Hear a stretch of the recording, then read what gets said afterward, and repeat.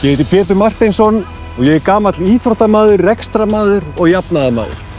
Ég gef kost á mér að leiða Samfylkinguna til sigurs í borgarstjórnarkosningum í vor. Vegna þess að ég elska Reykjavík.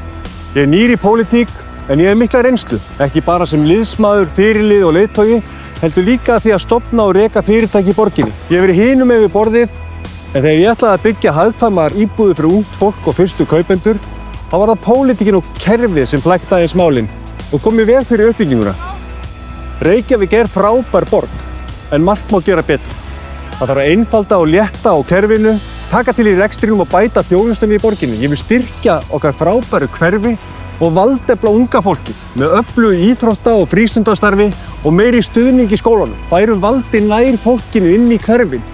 Síðast en ekki síst, það er mér hjartansmál að við missum ekki borgarstjórn út í einhverja fjarhægri vitleysu. Við erum öll saman í þessu. Ég biðjum þinn stuðning til þess að leiða Samfylkinguna til sigurs í Reykjavík.